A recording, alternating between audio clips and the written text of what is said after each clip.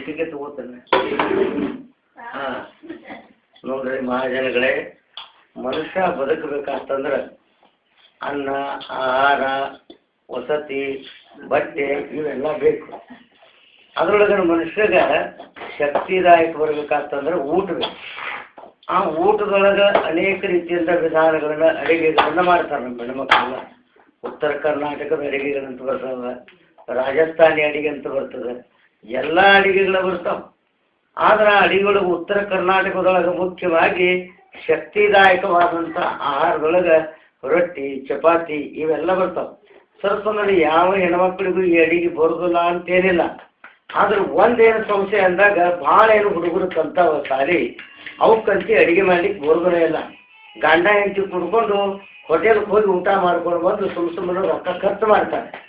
ಆದ್ರೆ ಇಲ್ಲೇನದ ಅಡುಗೆ ಕಲಿಬೇಕಾತಂದ್ರೆ ಒಂದು ಮುಖ್ಯವಾದಂಥ ಜನರಿಗೆ ಅಡುಗೆ ಮಾಡುವಂಥ ಸಂದೇಶ. ಅದ್ರೊಳಗೆ ಮುಖ್ಯವಾಗಿ ನಾವು ಇವತ್ತು ರೊಟ್ಟಿ ಮಾಡೋದು ಜೋಳದಿಂದ ಬಿಳಿ ಜೋಳ ಮತ್ತು ಕೆಂಪು ಜೋಳ ಅಂತ ಇರ್ತಾವೆ. ಅದರೊಳಗೆ ಬಿಳಿ ಜೋಳದ ರೊಟ್ಟಿ ಎಂಬುವಂಥದ್ದು ಬಹಳ ಶಕ್ತಿದಾಯಕ. ಆ ರೊಟ್ಟಿ ಮಾಡೋದಂದ್ರೆ ಎಲ್ಲರಿಗೂ ಬರೋದಿಲ್ಲ, ಅದಕ್ಕೆ ಟೆಕ್ನಿಕ್ ಅದ. ಮೊದಲು ಜೋಳ ಬೀಸ್ಕೊಂಡು ಬರಬೇಕು. ಆ ಜೋಳ ಬೀಸ್ಕೊಂಡು ಮಾಡಿದ ಹಿಟ್ಟು ತರಬೇಕು, ಅದನ್ನು ಸಾಣಿಸ್ಬೇಕು. ಅದರೊಳಗೆ ಕೆಟ್ಟಿದ್ದೆಲ್ಲ ಹೋಗ್ತದೆ. ಈ ಹಿಟ್ಟೇನು ಉಳಿತದೆ ಅದನ್ನು ಒಂದು ಹನಿ ಮನೆ ಪಾತ್ರ ಆಗಲಿ ನೀರು ಕಳ ಕಾಸ್ಬೇಕಾದ್ರೆ ಎಸರು ಬರಬೇಕು.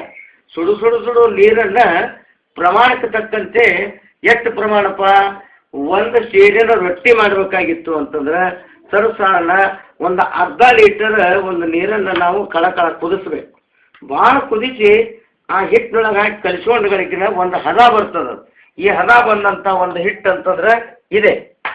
ಇದನ್ನ ಪ್ರಮಾಣಕ್ಕೆ ತಕ್ಕಂತೆ ಸರ್ವಸಾಧಾರಣ 50 ಗ್ರಾಮ್ ಹಿಟ್ಟನ್ನು ನಾವು ಇದನ್ನ ಮಾಡಿಕೊಂಡು ಗುಂಡದ ಒಂದು ಉಂಡೆ ಮಾಡಿ ಈ ರೀತಿ ಬಡಿಬೇಕದು. ಸರಳ ಆಗ್ಬೇಕಾಗ್ತದೆ. ಅದರ ಒಂದು ಹಂಚಿನೊಳಗಾಗಲಿ ಅಥವಾ ಸಾಪ್ ಕಲ್ಲಿನ ಮೇಲಾಗಲಿ ಟೈಲ್ಸ್ ಮೇಲಾಗಲಿ ಅದನ್ನ ಈ ರೀತಿ ಹೆಣ್ಮಕ್ಳು ನೋಡಿದ ರೊಟ್ಟಿ ಮಾಡುವಂಥ ವಿಧಾನ. ಅವ್ರು ಹೆಂಗೆ ಮಾಡ್ಲಿಕ್ಕೆ ನೋಡ್ರಿ, ಕೈ ಹೆಂಗೆ ಮಾಡಬೇಕು, ಬಟ್ಟೆ ಇಡಬೇಕು ಅಂದಾಗ ಗುಂಡಾಗ್ತದೆ. ಹಿಟ್ಟೆಲ್ಲ ಇಟ್ಟು ಗುಂಡಾದಂಥ ರೊಟ್ಟಿಯನ್ನು ಹಸಿ ಇರ್ತದೆ. ಆ ಬೇಯಿಸಿದಂಥ ಪದಾರ್ಥ ನಮಗೆ ಭಾಳ ಶ್ರೇಷ್ಠ ಅಂತ ತಿಳ್ಕೊಂಡು ಅದನ್ನು ಹಂಚಿಟ್ಟು ಕಾಯ್ಬೇಕದು.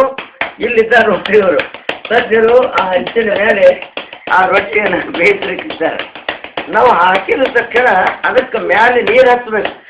ತೇವಾಂಶ ಆಗ್ತದೆ, ಅದು ಬಿರುಸಾಗ್ತದೆ ರೊಟ್ಟಿ. ಅದಕ್ಕೆ ನೀರು ಹಚ್ಚಿದಾಗ ಅದನ್ನು ತೆಗಿಬೇಕು. ಒಬ್ಬೆ ಒಂದು ಕಡಚಿಯಿಂದ ಅದನ್ನ ಮೇಲೆ ಮಾಡಿದ್ರು ಸುತ್ತಮುತ್ತ ಬೇಯಬೇಕಾದ್ರು. ಅದು ನೋಡ್ರಿ ಇಲ್ಲಿ ಇದ್ರ ಮೇಲೆ ಹಾಕಿದ್ರು ನೀರು ಹೆಂಗೆ ಹಚ್ತಾರೆ ನೋಡ್ರಿ. ಅದಾ ಈಗ ನೀರು ಹಚ್ಬೇಕಲ್ಲಿ. ಆ ನೀರು ಹಚ್ಚಿದಾಗ ಅದಕ್ಕೆ ಬುಡಕ್ಕದು ಹೆಚ್ಚು ಅದು ಬಿರುಸಾಗೋದಿಲ್ಲ, ಮೃದುವಾಗಿ ಬಿಡ್ತದೆ. ತಿನ್ಲಿಕ್ಕೂ ಭಾಳ ಶ್ರೇಷ್ಠ. ಹಲ್ಲಿಲ್ದವ್ರಿಗೆ ಬಿರುಸಾತಪ್ಪ ಅಂದ್ರೆ ತಿನ್ಲಿಕ್ಕೆ ಬರೋದಿಲ್ಲ. ಕೆಲವು ಮಂದಿ ಕಟಿ ಬಾಕ್ರಿ ತಿಂತಾರೆ.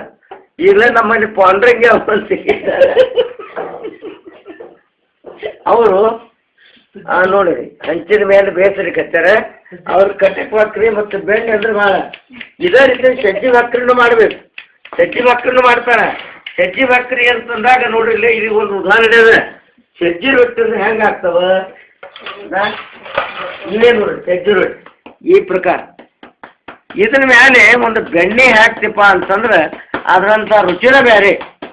ಅದ್ರೊಳಗೆ ಗುರೆಳ್ಳಿ ಚಟ್ನಿ ಮತ್ತು ಶೇಂಗಾ ಚಟ್ನಿ, ಪುಟಾಣಿ ಚಟ್ನಿ ಇಂಥದ್ರೊಳಗೆ ಮೊಸರ, ಗಟ್ಟಿನ ಮೊಸರ. ಆದ್ರೆ ಏನ್ರಿ ಎಂಥ ಯಾವ ನೀವು ಟಾನಿಕ್ರು ಬೇಕಾಗಿಲ್ಲ. ಅಷ್ಟು ಇದನ್ನು ನಾವು ಮಾಡುವಂಥ ವಿಧಾನವನ್ನು ಎಲ್ಲ ಕಲ್ಕೋಬೇಕು. ಅದಕ್ಕೆ ಇದನ್ನೆಲ್ಲ ತಿಳ್ಕೊಂಡು ನೋಡ್ರಪ್ಪ, ನೀವು ಯಾರು ನಿಮಗೆ ಕಲಿಬೇಕಂತ ಇಷ್ಟ ಅದ ಅವ್ರು ಇದನ್ನ ನೋಡಿ ವಿಧಾನಗಳೆಲ್ಲ ಕಲ್ಕೊಂಡು ನೀವು ನಿಮ್ಮ ಮನೆ ಒಳಗೆ ಅದನ್ನು ಅನುಕೂಲ ಮಾಡ್ಕೋಬೇಕು. ಮತ್ತು ಇವರಿದ್ದಾರೆ ನೋಡಿ ಶಶಿಕಲಾಬಾಯಿ ಕುಂದ್ರಿಗೆ ಅಂತ ತಿಳ್ಕೊಂಡು ಅವರು ರೊಟ್ಟಿ ಮಾಡೋದ್ರೊಳಗೆ ಭಾಳ ಶ್ರೇಷ್ಠ. ಭಾಳ ಮಂದಿ ಏನದ ಲಗ್ನ ಮುಹೂರ್ತ ಇದ್ದಾಗ ಇವ್ರನ್ನ ಅವ್ರೇನು ರೊಕ್ಕಕ್ಕೆ ಮಾಡೋದಿಲ್ಲ, ಅದು ಉಚಿತವಾಗಿ ಅದು ಸಹಾಯ ಆಗಲಿ ಅಂತ ಮಾಡ್ತಾರೆ. ಇವರು ರೋಹಿಣಿ ಅಂತ ತಿಳ್ಕೊಂಡು, ಇವರು ಪಾಂಡ್ರಂಗಿ ಅಂತ ತಿಳ್ಕೊಂಡು. ನಿಮ್ಮ ಹೆಸರು ಏನದಲ್ವ ಮೂಲ ಹೆಸರು? ನಿಮ್ಮ ಮನೆ ಹೆಸರು ಏನದ್ರಿ? ವಸುಧಾ ಅಂತ ತಿಳ್ಕೊಂಡು ಇವ್ರು ಇರ್ತಾರೆ. ಇವರು ರೊಟ್ಟಿ ಬೇಯಿಸಲಿಕ್ಕೆ, ಚಪಾತಿ ಇನ್ನೂ ಮುಂತಾದ ರುಚಿಯಾದಂಥ ಅಡಿಗೆ ಮಾಡುವಂಥ ಕಲೆ ಇವ್ರಿಗೆ ಗೊತ್ತದ. ಇವರು ಟಿವಿ ಒಳಗೆ ಎಲ್ಲ ಕಡೆ ಅಡಿಗೆ ಮಾಡಿರಿ ಇವರು.